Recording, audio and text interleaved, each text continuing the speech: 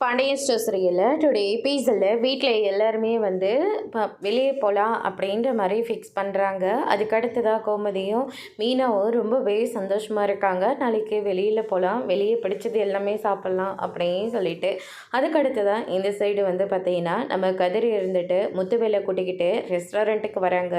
நான் எப்போவுமே சென்னை ட்ரிப்புக்காக வந்தால் வீட்டில் சாப்பிடாம வந்தால் நேராக இங்கே தான் வந்து நான் சாப்பிடுவேன் அப்படின்ற மாதிரி சொல்லிக்கிட்டு இருக்காங்க.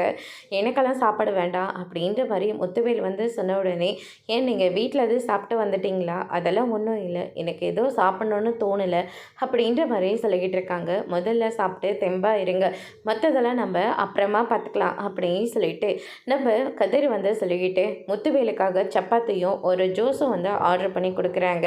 நம்ம கதிர் வந்து தோசை சாப்பிட்லான்னு சொல்லிட்டு முடிவெடுக்கிறாங்க. அதுக்கடுத்ததாக ஐய நீங்கள் என்ன இப்படியெல்லாம் சாப்பிட்டுட்டு இருக்கீங்க?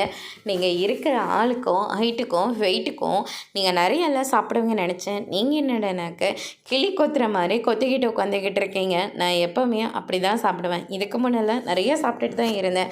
ஆனால் இப்போ தான் வயசாகுதில்ல, எல்லாத்தையும் கொஞ்சம் மாற்றிக்கணும்ல, அதனால தான் எவ்வளோ முடியுமோ அவ்வளோ கம்மி பண்ணிட்டேன் அப்படின்னு சொல்லிட்டு முத்துவேல் வந்து சொல்லிக்கிட்டு இருக்காங்க. திரும்ப வரப்போகிறோமோ இல்லையோன்னு எனக்கு தெரியல, அதனால் ஏதோ சாப்பிடணுன்றதுக்காக நான் சாப்பிட்டுட்ருக்கேன் அப்படின்ற மாதிரி முத்துவேல் வந்து சொல்லிக்கிட்டு இருக்காங்க. திரும்பவும் நீங்கள் கம்பீரமாக நல்லா வாட்ட சட்டமாக வந்து மறுபடியும் இறங்க தான் போகிறீங்க ஜம்முன்னு அப்படின்னு சொல்லிட்டு கதிர் வந்து அவரை ரொம்பவே எனர்ஜி பண்ணிகிட்ருக்காரு.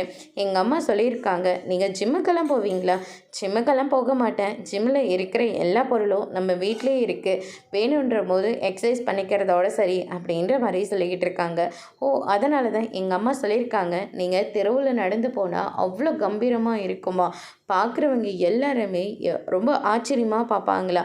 சின்ன வயசுலேயே உங்கள் அப்பா இறந்ததுனால நீங்கள் இந்த பிஸ்னஸையும் குடும்பத்தையும் எவ்வளோ கஷ்டப்பட்டு காப்பாற்றுறீங்கன்னு சொல்லிட்டு எங்கள் அம்மா சொல்லியிருக்காங்க. கேட்கும் போது ரொம்ப சந்தோஷமாக இருந்தது. மறுபடியும் அதே கம்பீரம்லாம் உங்களுக்கு தேவைப்படுது இல்லையா?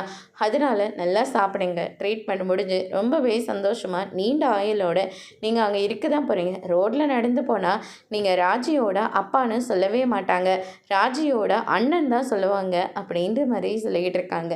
இது உனக்கே கொஞ்சம் ஓவராக தெரியல? ஆமாம்ல, எனக்கே கொஞ்சம் ஓவராக தான் தெரியுது.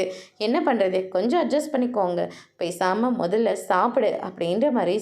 அது எப்படி பேசாமல் சாப்பிட முடியும்? அதெல்லாம் என்னால் முடியாது. உங்களை கரெக்டாக ஆப்ரேஷனில் முடிஞ்சு செம்ம கெத்தாக மறுபடியும் உங்களை வீட்டில் சேர்க்க வேண்டியது என்னுடைய பொறுப்பு அப்படின்னு சொல்லிட்டு கதிர் வந்து சொல்லிக்கிட்டு இருக்காங்க. அதுக்கடுத்ததை வந்து பார்த்திங்கன்னா இந்த சைடு நம்ம முத்துவேல் இருந்துட்டு ஒரு பக்கம் ஆப்ரேஷனை நினச்சி ரொம்பவே பயந்து போய் இருக்காங்க.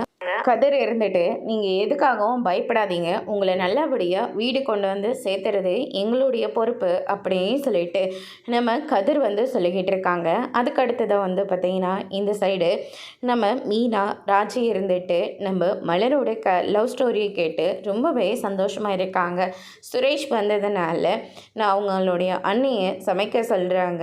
இல்லை அக்கா எங்களுக்கு லவ் ஸ்டோரி சொல்லிக்கிட்டு இருக்காங்க, வேணா மதி நீங்கள் போய் அவங்களுக்கு சாப்பாடை செஞ்சு கொடுக்குறீங்களா? சப்பாத்தி தான் அப்படின்ற மாதிரி சொல்லிக்கிட்டு இருக்காங்க. சரி, நானே செஞ்சு கொடுக்குறேன் அப்படின்னு சொல்லிட்டு நம்ம மதி வந்து சொல்லிட்டு அவரே சுரேஷ்க்கு வந்து சமைச்சிட்ருக்காங்க. அதுக்கடுத்ததாக மீனா இருந்துட்டு மதி எப்பவுமே நம்ம கூடயே இருந்தால் எப்படி, அதனால் அவங்க ரெண்டு பேர்த்தையும் நம்ம தனியே விடுவோமே, அதுக்கப்புறம் அவங்க தனியே இருந்து ரொம்ப சந்தோஷமாக பேசி பழகினா மட்டும்தானே அவங்க ரெண்டு பேரும் ஒன்று சேர முடியும். நானும் வந்ததுலேருந்து பார்த்துக்கிட்டு தானே இருக்கேன் அப்படின்ற மாதிரி சொல்லிக்கிட்டு இருக்காங்க. அதுக்கடுத்ததாக வந்து பார்த்திங்கன்னா நம்ம ராஜி இருந்துட்டு மீனாக்கா இதிலெல்லாம் பயங்கர எக்ஸ்பர்ட்டு, எனக்கும் கதிர்க்கும் இப்படி தான் இருந்தது, ஆனால் இப்போ நாங்கள் இவ்வளோ ஒத்துமையாக இருக்கோன்னா அதுக்கு காரணமே மீனாக்கா மட்டும்தான் அப்படின்ற மாதிரி சொல்லி பாராட்டிகிட்டு இருக்காங்க. அதோடு இன்றைக்கான எபிசோட் முடிச்சிருக்காங்க. இனி பாண்டியன் ஸ்டோர் சீரியலில் அடுத்தடுத்து என்னெல்லாம் நடக்க போகுதுன்றதை வெயிட் பண்ணி பார்க்கலாம். தேங்க்யூ.